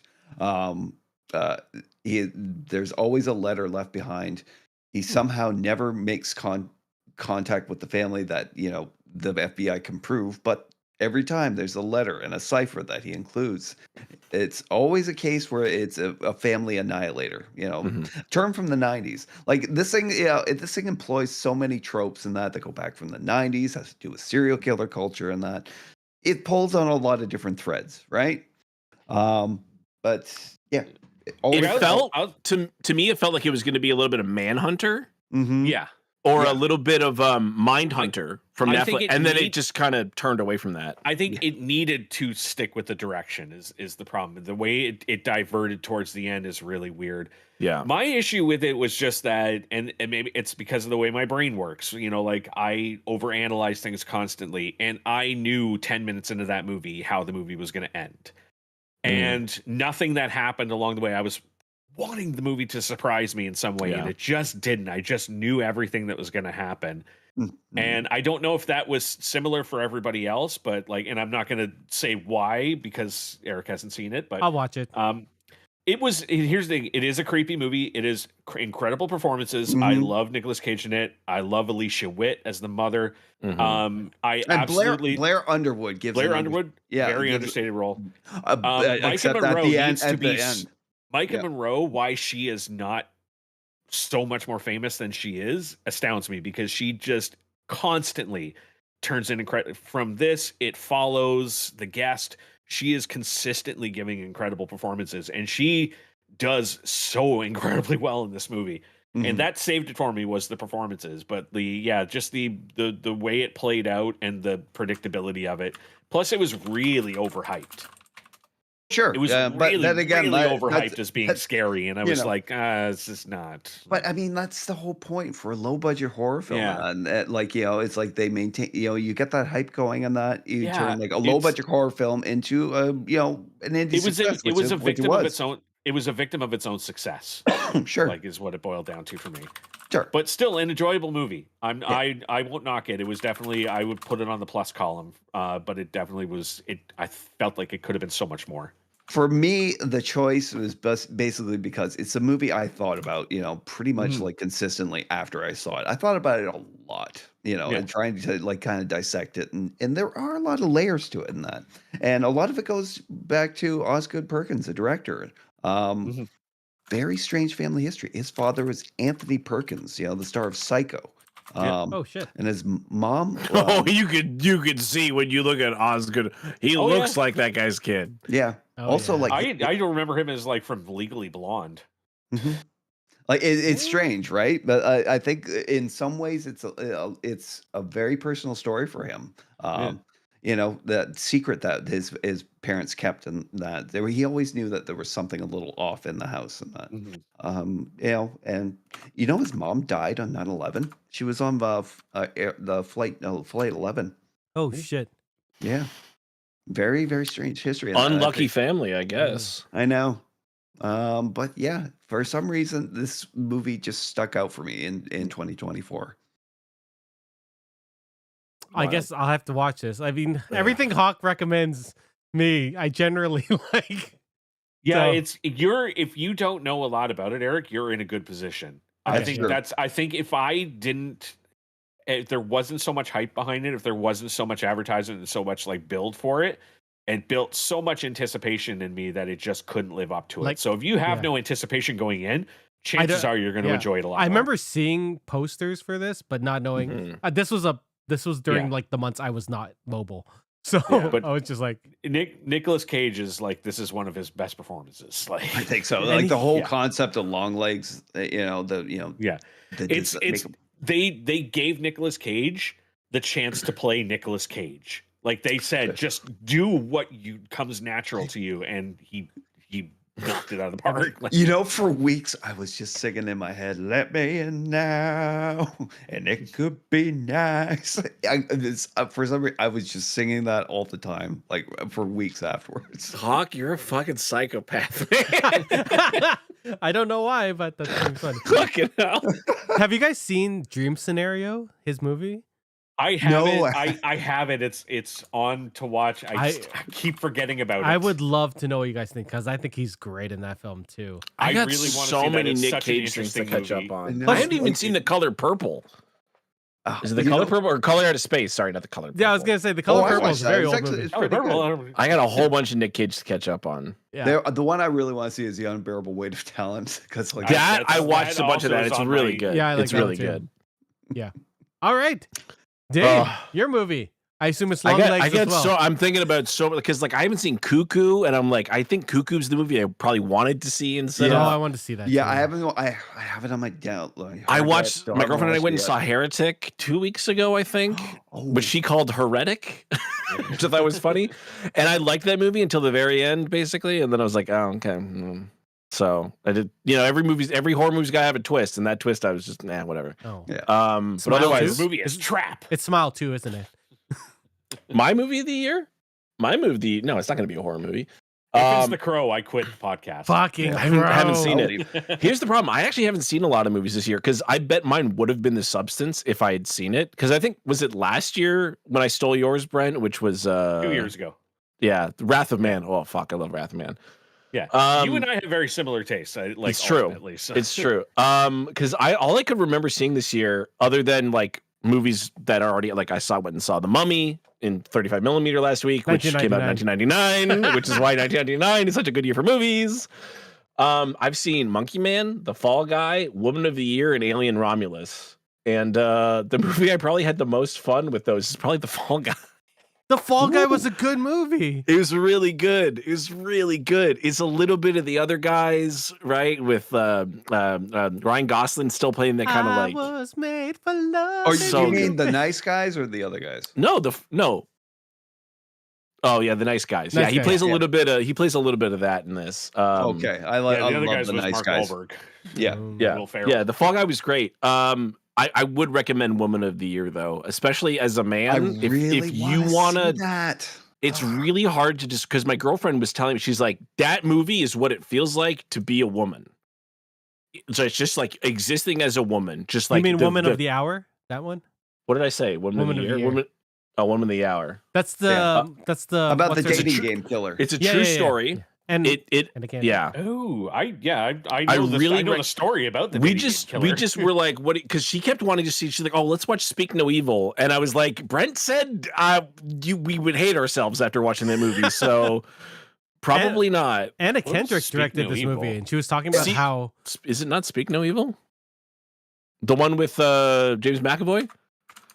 Oh, I've not watched that. So Oh, maybe I, it's a I remake. haven't seen. I've seen the original version of that. Yeah. Well, I gave her. I was like, do you want to watch this? Do you want to watch that? And she was like, oh, well, whichever one. And I'm like, Yeah, no. this if you says watch these the movies are going to origi- make us like not feel like humans anymore. So Speak No Evil. Yeah, the original Bad? Danish version of Speak No Evil, you will walk out of that a very changed person. I've seen that one. Yeah. So the new one's Mm. bad. Oh, I like James McAvoy. I don't know. But so we watched Woman of the Hour, and it was interesting, and I like like that it movie gives too. you. I think you should watch that instead of Long Legs, because you'll be creeped out watching Long Legs. But I think you should watch Woman of the Hour, just so you kind of understand what women feel like all the time. Basically, It's uncomfortable, like This- very uncomfortable at times. That movie. That's reminding it's me of quite good. another honorable mention horror movie that I didn't say for this year, but Late Night with the Devil. I haven't watched that yet. I gotta put that on my list. That was a good- that was a I wanna pretty watch good that was a movie. very interesting movie. I've been dying to see that. Now, this movie, A Woman of the Hour, it sounds a lot like another. Well, in comparison, you guys ever watch Promising Young Woman with Carey Mulligan? Oh, I've meant to. Yeah. Another movie on my list that I haven't got around to. That was It's a while ago. excellent. Wasn't Yeah, well, like pre-pandemic, I think. Yeah. So like Really that long ago? 2019. Holy crap! I know it's like a whole other era. Yeah, But, that's like pre-life. It's like That's- pre-pandemic and post-pandemic is literally turning into like AD and BC. Like That's what it feels Yeah. like. I'm sorry, I was looking this guy up. Rodney Alcala, that was the man. Yeah, he Yeah, became known as the dating game killer. Yeah. I've seen Yeah. like a lot of documentaries about him in that story, so I'm definitely interested to see this. it's weird that I would rather. Here's the thing: I would rather watch The Fall Guy again, Mhm. obviously, than Woman of the Hour, because Woman of the Hour is like a movie you should see, and Fall Guy is like, oh, thank God, I don't feel so bad about the world right now. It's Like, so funny. I can just enjoy it. It's yeah, such a fun movie. My eldest daughter loves that movie. She loves incredible. it. It's so fun. Oh man, it's based on the TV series. yeah, just great. From the Just 80s. another like remake that's not a remake. That's It's and so- it went straight to streaming basically. Yeah. Although no, it I was know in it's on- it was in in theaters theaters. for a while. Yeah. Mm. but yeah, they I didn't released see it in theaters. While it it was released online really quickly. I think because I remember everyone was like, oh, we're going to see The Fall Guy, and I'm like, I'm in the middle of exams. Yeah. It was crazy because it was in theaters and then they released the extended edition online. So it's just like, well, I'm gonna watch the longer version, which is better. I still have to watch that too. I've got like a whole list, and I'm like, as soon as this podcast is over, I'm going to go start watching these. I know I'm just going to go play more Vampire Survivors. Go I'm watch. never going to watch anything. Watch From tonight. Just finish it. Just finish it. Yeah, watch some more From. I'm gonna finish. Eric's it. got to watch those last 9 minutes. I gotta watch those last yeah. 9 minutes. I have my TV on right beside me. It's all queued up. I'm gonna watch it. You should have been watching it while we were talking. It's like I wait, can't. This is a good somebody mentioned conversation. something I don't like. Well, now I have to watch Long Legs, and some other things. So, yeah. Sorry, Dave. I'll let you know. I'm done. All right, my movie of the year, and it's no surprise for probably anyone here. My favorite movie of the year is Wicked. Not a surprise. Not a surprise for anyone. This is the first part of a two-part adaptation of the musical, which was an adaptation of a book. Which was an adaptation. Which is a spin-off sort of The Wizard of Oz. Okay. The book is based more on the movie, the book The Wizard of Oz than the movies. So the slippers Okay. are silver instead of gold. Ruby. Ruby, my bad. The film stars Cynthia Erivo and Ariana Grande. Also Jonathan Bailey from Bridgerton and Ethan Slater, Bowen Yang, Marissa Bode. Peter Dinklage plays a professor. And of course, rounding out this amazing cast already is Michelle Yeoh and Jeff Goldblum as the Wizard of Oz. He's perfect as the Wizard of Oz. Wizard. Yes. Yeah, he's terrifying as him. He's very great. green. Yeah. Yes. So for those that don't know, Wicked is basically the story of how the Wicked Witch of the West grew into prominence, and her story, her side of the story. It's her growing up, and then her. Well, I don't know if I want to ruin the second half for people who haven't seen this. Oh, This, fuck's sake. It's Wicked. Who cares? It's Wicked, yeah. So the second half is her, fighting against the Wizard of Oz. That's part 2 that comes out next year. The whole musical is 2 hours and 40 minutes, including a 15-minute intermission. This film is 2 hours and 45 minutes, which is longer than the whole musical. Is there no cameo by Adele Dazeem? There is a cameo by Adele Dazeem in it. What's crazy is that I was very much against splitting the musical in half. I didn't see how they did it, how they could have done it. And now seeing the film, it's sort of perfect and nothing felt long for me. But I'm also the target audience. I'm a straight man who likes musicals. No, I'm a musical fan. I love Wicked. Wicked is one of my favorite musicals. It held such a special place in my heart. Plus, I love The Wizard of Oz. It's also one of my favorite books. It's so well done. It's hard to listen to a new cast after having listened to the original Broadway cast for 20 years. But this cast does an amazing job. And I think that these are probably the best performances in these roles that I've ever seen. I've seen this musical live a number of times. And Cynthia Erivo is the perfect Elphaba, who's the Green Witch. Ariana Grande is pitch perfect as Glinda. These are going to be the people that my kids think of when they think of these stories, which is crazy because they encapsulated these characters so well. I don't think there was much fluff in this movie. I think that the storylines that they wanted to include or flesh out felt very natural to the film. Basically, there's sort of this disappearance of. Let me rephrase this. So there's animals that can speak in Oz, and they were very prominent in society. So they would be like midwives, they would be teachers, they'd be in any position that humans could do. But when Elphaba and Glinda start growing up, they start noticing that these animals are becoming less and less prominent in society. And there's this whole like rights thing that happens. It's a great story. I loved it. The visuals were magnificent. It felt like an old movie experience, like an old school. Like I feel like this is what it would have felt like to watch The Wizard of Oz in theaters, like way back in 1940. I want to say 49 is when it came out. 30s, wasn't it? It was in the 40s, right? The Wizard of Oz came out in 1939. 39. Okay, 10 years earlier than I thought. So technically the first color film, right? Mm-hmm. And yeah, what John Chu directed this film, who did In the Heights a couple years ago. He's the fucking perfect musical director. He's batting 100 on musicals for me. I don't know what else to say. Like this film is fucking amazing. I cried so much in this movie as a musical fan. God, it's so good. It's so good.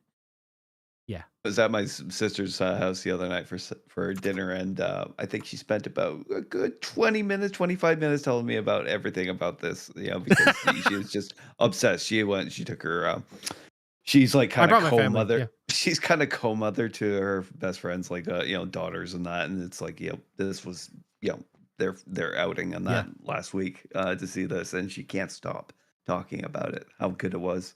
Explaining the dynamic about how history is basically written by the winner. Yes, this is one of the central themes of it. Yep.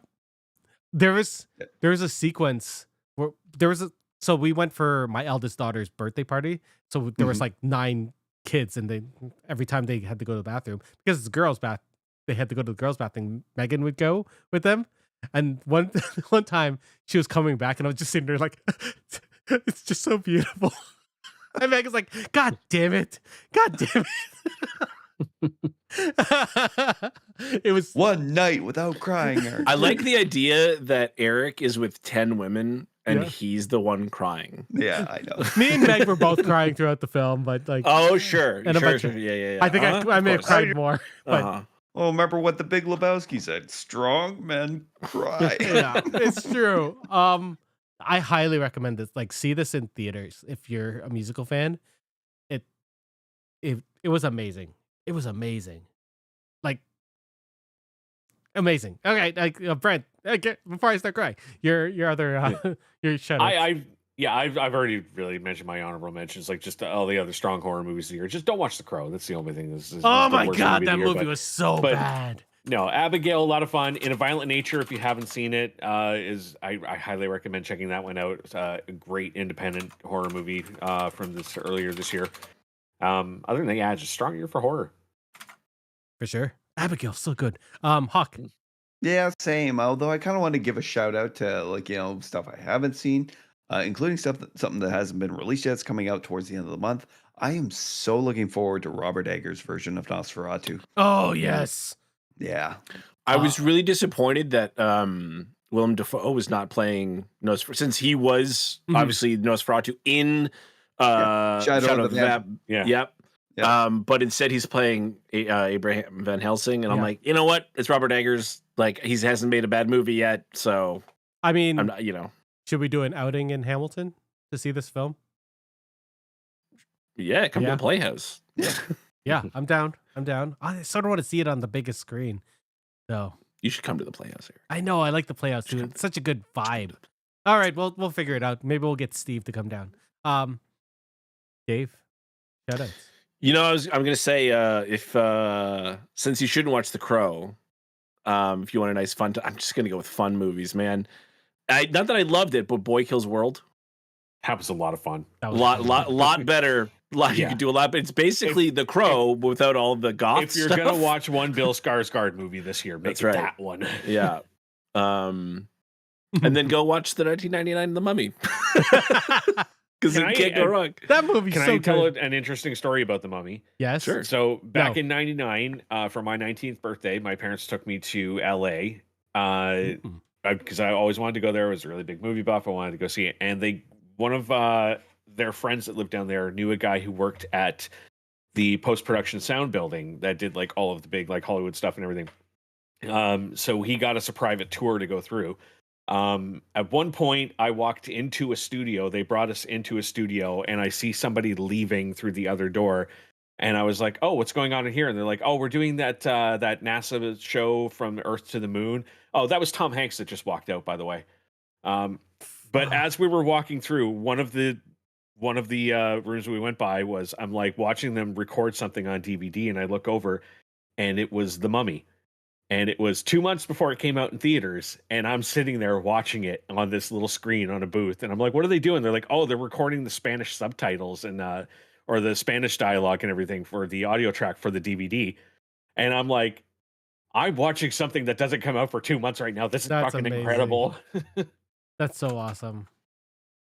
I feel like I need to give an honorable mention to a movie that I did not think was good, but did cause me to be in a relationship, which is I went and saw The Watchers, which is M. Night Shyamalan's daughter.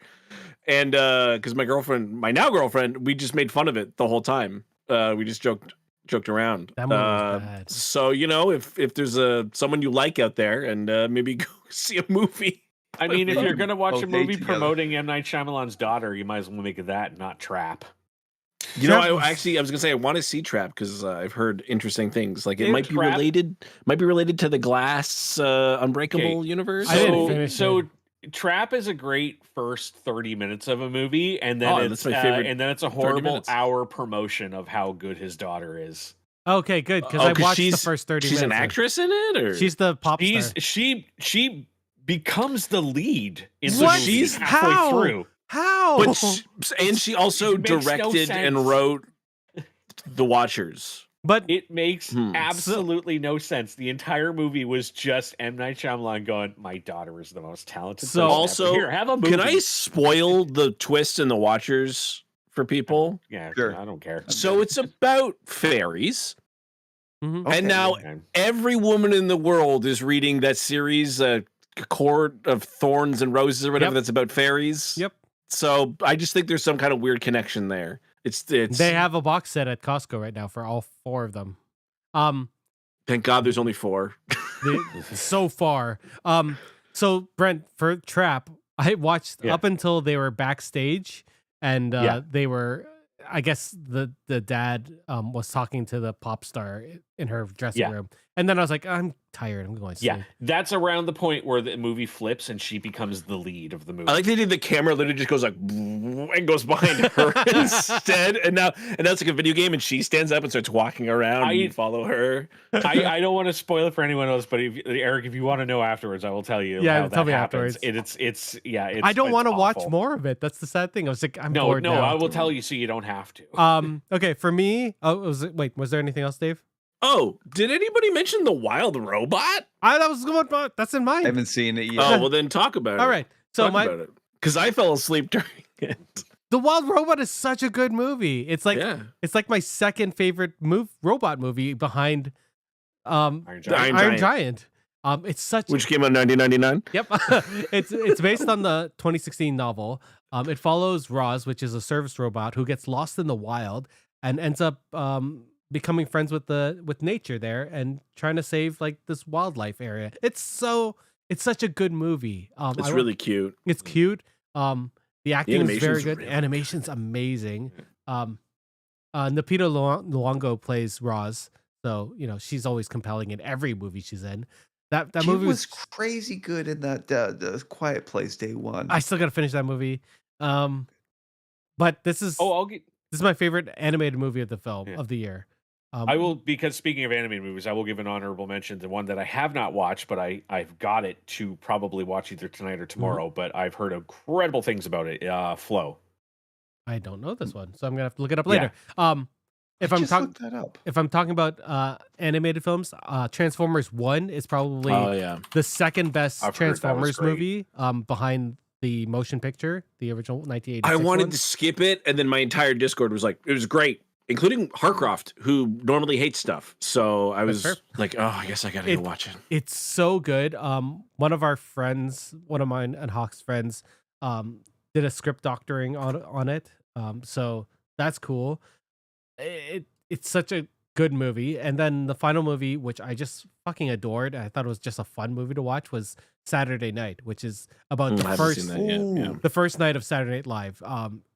The cast is spot on. Everyone acts like that cast. It's trippy to see. The dude who played the Riddler in Gotham is the one who plays Chevy Chase in the film. He's so good at Chevy Chase. I hate Chevy Chase. Like, I like him. Like his everybody movie, does, dude. But he's an asshole. He perfectly portrays that asshole-ishness of him. Yeah. Like Dylan Braun as Dan Aykroyd got me, like, because when I saw him cast, I was like, he does not look anything but holy shit, does he play him well. The short sequence in the first episode of Saturday Night Live? Mm-hmm. He does it, like they do a rehearsal of it, and it's so good. It's so good. I'm like, oh fuck. Everyone's perfect in that movie. I think that movie is really good. Jason Reitman, I think, did that movie, right? Yeah, he did. He directed that movie. It's finally a Jason Reitman movie I liked. Did you see it? You saw Saturday Night Live? Or Saturday Night? I watched it. I watched it like the day it came out online. I found it and watched it. Nice. Like, you didn't like Juno? He did Juno? Yeah, that's what made him famous. That was his first one. Oh, I didn't know that he did Juno.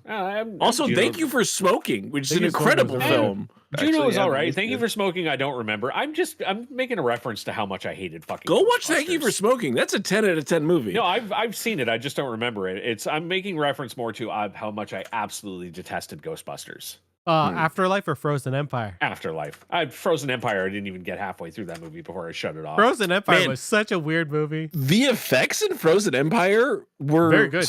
Way better than any movie in like recent memory. Like, it was incredible. Mm-hmm. Okay. Also, I was very surprised. I guess make the rest of the movie decent then. That's fair.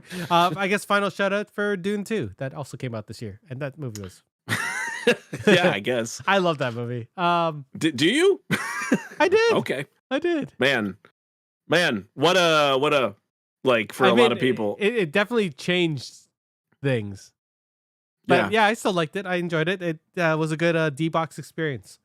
Anyway. It was crazy. The people I saw it with literally went, man, that first movie was so boring. And then we went there like, oh, that was way better. And I'm like, no. like the story is much worse. The story definitely changed. But Yeah, I look forward to whatever the next Dune that they do. Yeah, that's it. We're The done. Messiah. Any final thoughts of this year? I'm looking forward to Secret Level tomorrow. I hope it's not bad. Yes. I keep Also, forgetting about that. in That's a good. week, I think we're getting season 3 of What If. Oh shit! Right. I totally It's forgot. that time of the year. They're gonna do the same bullshit they did last year, which is drop one episode at a time. So when you're seeing your family, you're not gonna have time to watch the fucking show. I like the week by week because then I can chat. With It's you not guys week by about it. week; it's day by day. They Oh, do it day on by like day. Oh fuck. yeah, they that. do like 20th, 21st, 22nd, 23rd, 20. Yeah, it's Oh, like that's really fucking annoying. Yeah. Totally. Right. So actually, okay. So speaking of Secret Level, because we did a whole fucking podcast about Concord, and Yeah. obviously that game went away. Yep.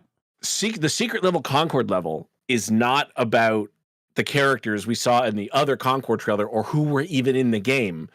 That means this Secret Level episode was going to be like the run into the next season of the Oh game my God. with future characters. So Sony That's- was really betting Oh, on they were. Concord. Like And a Ugh. shit ton of money on that game. like, I'm surprised they're not just pulling that episode I mean, if because they, the IP's dead. So maybe they might bring it back in a couple years and be like, you know what? Hey, look, there's a free to play game that might no, be good. they said they like fired the studio. They're they like did they're kill done. the studio, but they'll still keep the They IP. they burned the the IP crops has and no salted the earth. Like The IP has no value, Yeah. so they're just gonna shelve it. Make comic books. Maybe the episode will be good and people will be like, oh, maybe we do like this world. I don't know. We'll see. I hope Secret Level's good. I feel like we'll be back next month talking about what we're looking forward to next year. What we're looking for. Sleep. That's not I happening. can say Silk Song for the 3rd year in a row. Yeah. All right, guys. Thanks for coming. Any final thoughts about this year? Yeah, good. Yeah. It's good TV. Yeah. It's over. It's over. All right, guys. Thanks for coming and talking about this. We'll be back probably periodically over the month before we fully come back next month. I know me and Brent want to talk about Survivor. This season has been actually really good. I really last like week's it. last week's episode was one of the best episodes That ever. Tribal was so crazy. Hey, you guys want to play some Fall Guys? Yeah. I downloaded it. I'm always down for Fall Guys. I'm always down for Fall So we Guys. should stream some Fall Guys Fuck in a couple of yes. days. Yeah, okay. Hawk, are you gonna put the Fall Guys back on? Do it. You actually. Yeah. So Fall Guys took my platinum away from me. What? Why? I don't know. That's. So I thought funny. it was because I found the cheat that to get the jumping infallible one trophy thing? that everyone. Yeah. So I finally got the infallible trophy, the trophy that everyone struggles to get in that game. I found a way to get it, and I got it. And so I checked, and I thought maybe they took that away because of how I did it. And I looked, I still have it. They got rid of every other trophy. What? So for Well, those whatever should be easy reason, to they get. deleted my platinum on it. Except some of those game modes probably don't exist anymore. So yeah, now I have like great. Now I got to go back and All play right, the game again. Helldivers and Fall Guys. and Fall Guys. I don't know if you guys are playing Long any of legs. the any of that Warhammer Space Marine 2. Oh, Space Marine 2. I got that. Them- So I don't have it. I want to play it. Yeah, I wanna some play other it stuff. too, but Play I don't before have the it. secret level episode. I don't want to airs. play Justice League. Kill the. Do you want me to download it? I'll play it with you. Just I got. I don't 2 know. weeks. before it goes bye bye. It's not going bye bye. It's just they're not. I told fixing you, it anymore. Eric. I'll tell you what. We can play Suicide Squad: Kill the Justice League right after we start playing Gotham Knights, motherfucker. Fair. I want to beat that game. All right. I have been dying to play the Red Hood for like 2 years. That's fair. Fair. I paid full price for that game and haven't really played it. It's so good. You can play it solo until we. I don't want to play it solo. Fair. All right. We'll figure something out. Anyway, thank you guys for coming on and chatting about your favorites of this year. We'll be back sometime. We'll be back sometime. Well, have a good year, everyone. We'll see you soon. Goodbye. Bye. Bye. Well, that's it for us this week on Geeks with Kids. If you want to get a hold of us, you can send us an email at podcast@geekswithkids.ca. And don't forget to like us on Facebook at facebook.com/geekswithkids. Follow us on Twitter at geekswithkidscn. Check out our pics on Instagram at geekswithkids. And you can find all of this good stuff on our website at www.geekswithkids.ca. So if you like what you hear, why don't you hit that subscribe button and leave us a comment. This podcast can be found on iTunes, Spotify, Google Play, Stitcher, YouTube, and your favorite podcasting app. Thanks again for listening, and we'll see you next time.